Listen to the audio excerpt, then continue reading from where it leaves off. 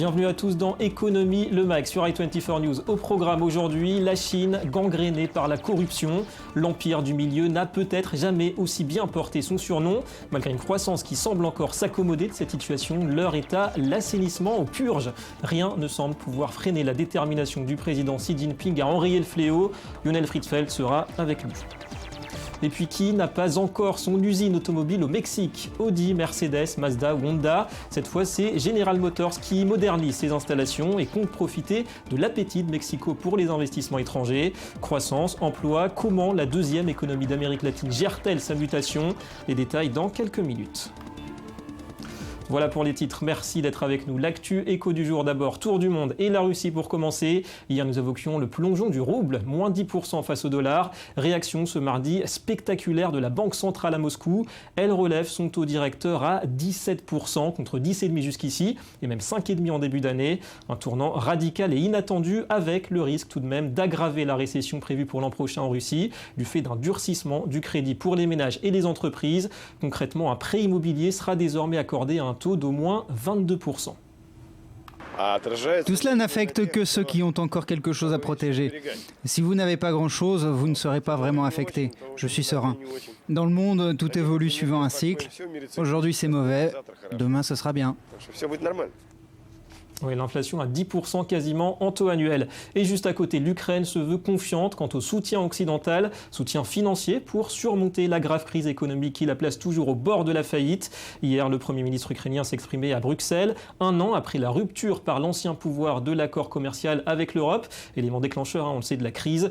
Alors privatisation, refonte du système fiscal ou lutte contre la corruption, il promet de tout faire pour obtenir une quinzaine de milliards de dollars d'aides supplémentaires via le FMI. Pour surmonter ces difficultés, l'Ukraine doit obtenir un matelas de sécurité, une nouvelle aide financière. Notre programme de réforme et notre engagement à les mettre en œuvre nous permettront de l'obtenir.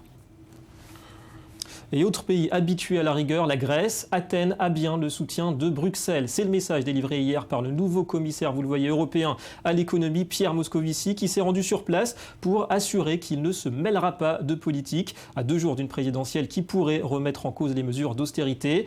Son message est toutefois assez explicite. Écoutez. Il y a eu un travail réalisé par les autorités grecques et les efforts déployés par le peuple grec. Tout cela a été couronné de succès. Même si ce fut douloureux, nous en voyons les fruits aujourd'hui. Il serait dommage de ne pas continuer. La seule option à laquelle travaille la Commission est de maintenir la Grèce dans la zone euro. Concernant l'Europe, 2 indicateurs encourageants aujourd'hui. Hausse de l'excédent commercial pour la zone euro en octobre à 24 milliards d'euros contre 18 en septembre. Et puis les immatriculations de véhicules repartent à la hausse au sein de l'Union, plus 1,4% en novembre et sur un an. En bref, nouveau record à la baisse ce mardi pour les cours du pétrole. Le baril de Brent passe sous les $60, une première en 5 ans et demi. C'est bien sûr la croissance de la demande qui poursuit son ralentissement, et notamment en Chine, deuxième plus gros consommateur d'or noir, avec l'annonce ce matin d'une baisse de la production manufacturière à son plus bas niveau depuis 7 mois. Le tout se conjugue, on le sait, à une surabondance de l'offre, et au final, le brut a déjà perdu 45% de sa valeur en 6 mois. Un autre effondrement dont on parle un peu moins, c'est celui des revenus des producteurs de céréales en France. Moins 60% cette année à 11 500 € annuels, moins 56% pour les arboriculteurs, 13 400 €. Et pourtant, les récoltes ont été abondantes, mais la qualité laisse à désirer avec de grandes quantités de blé germé. Une abondance qui a aussi provoqué la chute au niveau mondial des cours du blé et du maïs. La FNSEA, principal syndicat des agriculteurs, évoque un séisme pour la profession. Et puis ces avertissements de l'agence américaine de notation Moody's à l'adresse d'Israël. La récente chute de la coalition gouvernementale et les conflits politiques internes sont négatifs pour la cote financière du pays d'après Moody's, car ils suscitent l'incertitude et freinent les investissements. L'agence maintient malgré tout la note souveraine d'Israël à 1 avec une perspective stable. Allez, on va tenter de s'immiscer au cœur de la récente campagne de lutte anticorruption en Chine. Quel est l'objectif des autorités et du président Xi Jinping? Est-ce vraiment une tentative d'éradication d'un phénomène notoire du côté de Pékin ou plus simplement de sombres règlements de compte? En tout cas, le pédigré des personnages poursuivis, vous allez le voir, autant que les peines infligées semblent indiquer qu'il s'agit d'un vrai virage pour la deuxième économie mondiale. L'enquête d'Anthony Lesme. Attraper les mouches et les tigres. Cette métaphore animale est de Xi Jinping, le président chinois, qui a fait de la corruption une lutte tout azimut, du moins officiellement. Jamais depuis Mao, les purges contre les cadors du régime n'ont été si importantes. Une manière d'éliminer des rivaux, mais aussi d'assainir l'image d'un parti communiste moqué pour son avidité. Xi Jinping peut poursuivre n'importe qui au sein du parti. Il est en mesure de consolider son pouvoir. Et il va être en mesure de lancer un message dissuasif à l'intention de tous les opposants politiques. Cela ne veut pas dire qu'il y a des réformes politiques sérieuses conduisant à la démocratie ou au respect des droits de l'homme. En une semaine, 3 tigres, 3 hauts dignitaires ont subi les foudres du régime. Le plus grand de ces fauves est sans conteste Zhu Yongkang. L'agence de presse Xinhua rapporte que le parquet populaire suprême a examiné et a décidé la mise en examen de Zhu Yongkang. Arrêté, il est soupçonné d'actes criminels conformément à la loi. Incarcéré et expulsé du Parti communiste le 5 décembre dernier, cet ancien du bureau politique et ex-dirigeant de l'appareil de sécurité chinois est accusé d'avoir monnayé son pouvoir pour du sexe et de l'argent. Pire, on lui impute d'avoir divulgué des secrets d'État. Le 10 décembre, Zhang Xinhua, haut cadre d'un conglomérat privé, est condamné à mort pour avoir détourné 53 millions d'euros. Le même jour, Liu Tienan, ancien numéro 2 de la planification économique, est condamné à la prison à vie pour avoir touché lui aussi des pots de vin.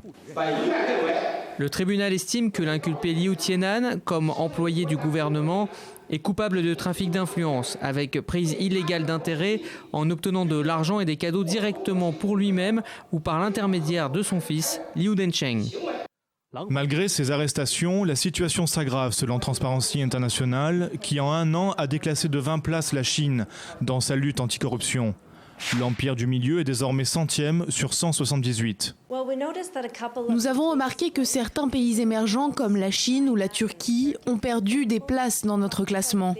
Cela prouve que les marchés émergents, même puissants, doivent vraiment épurer leur croissance et emprunter une voie plus durable. Sinon, leur croissance économique et leur développement ne seront pas tenables.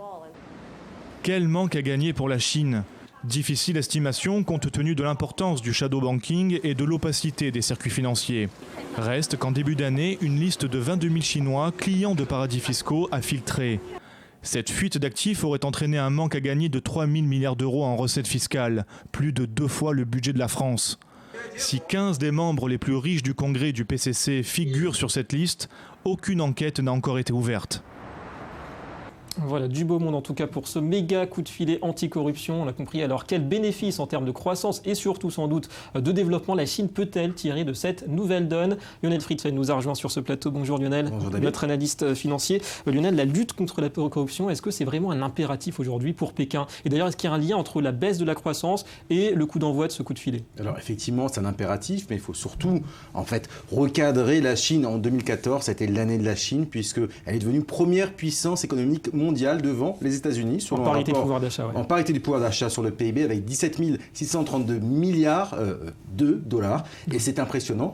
Deuxièmement, effectivement, il y a de la corruption. Il faut savoir, ça peut être sur les marchés extérieurs. La Chine est devenue numéro 3 en fait sur les marchés au Maghreb. La France est numéro 1, elle a 15% de marché avec les Maghreb. L'Espagne est numéro 2. La Chine est en 3e position. Alors forcément, il y a des corruptions sur les marchés à l'export, mais également la corruption sur le marché intérieur chinois. Un phénomène qui est tenace en tout cas. Alors on va rester, Lionel, sur les points noirs de cette économie chinoise. Quels sont les dangers immédiats pour vous, pour cette économie ? On pense à l'immobilier déjà qui est en déclin. Alors, immobilier certain. Tout d'abord, la dette. Je pense que la dette aujourd'hui, c'est impressionnant. La dette des régions, surtout. Alors, dette des régions qui a augmenté de près de 70% à 4 000 milliards de dollars en 2 ans. Dette des entreprises également. 1 000 milliards de dollars payés en intérêts. C'est 2 fois plus que le Trésor américain en 2014, ça a véritablement augmenté, c'est 2,5 fois le PIB chinois. Donc premièrement, la dette. Deuxièmement, vous l'avez mentionné, l'immobilier, effectivement. Le prix au mètre carré en l'an 2000 à Pékin était de 600 €. Il est de près de 2000 € en 2013, donc c'est impressionnant. Il y a effectivement une correction du prix de l'immobilier depuis le début de l'année,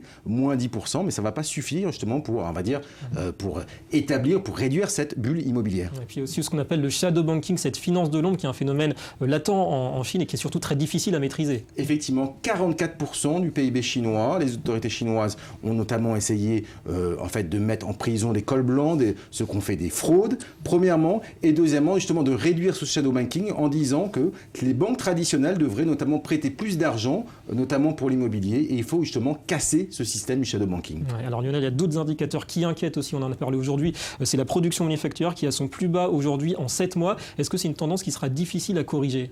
Alors, c'est une tendance certaine. Ce qu'il faut savoir, c'est que la Chine s'est fixée comme objectif de croissance de 7,5% pour 2014. Elle va sans doute réussir à atteindre cet objectif, et je pense que c'est véritablement aujourd'hui le but de Pékin. Et pour vous, face à tous ces défis, quel est l'objectif de Pékin? Comment un petit peu redresser et pérenniser cette croissance qui est quand même en affaiblissement ces dernières années? Comment on peut remonter cette pente? Effectivement, on voit une ouverture sur les marchés de capitaux de la part de Pékin. Il y a eu un accord entre la bourse de Shanghai et de Hong Kong. Des investisseurs notamment internationaux vont pouvoir investir directement en Chine. Auparavant, ils investissaient à travers, on va dire, des brokers régulés.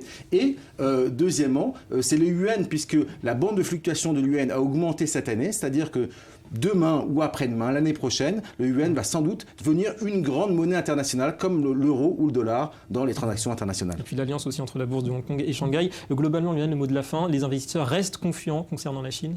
Extrêmement confiants, même si effectivement la bulle immobilière est à surveiller, ainsi que le shadow banking. Merci beaucoup Lionel Friedfeld pour ces éclairages. Allez, l'automobile, c'est le second dossier du jour. Et de plus en plus, les grands constructeurs se donnent visiblement rendez-vous au Mexique. Là-bas, toutes les conditions semblent réunies pour attirer la confiance des investisseurs. Et ça marche. Audi, Mercedes, Toyota, Honda, ils sont ou seront bientôt présents. La semaine dernière, c'est General Motors qui a annoncé 3,5 milliards de dollars d'investissement et à la clé 5600 emplois directs. On voit cela avec Jonas Citruc. 5 milliards de dollars, c'est la somme que souhaite investir General Motors au Mexique. Un montant destiné à agrandir et moderniser ses 4 usines au nord et au centre du pays. Selon ce plan, General Motors Company investira dans les 4 prochaines années 3,6 milliards de dollars. Un montant qui sera ajouté aux 1,4 milliard de dollars déjà investis depuis le début de votre mandat, Monsieur le Président. Et cela nous permettra d'atteindre les 5 milliards de dollars dont nous parlons aujourd'hui.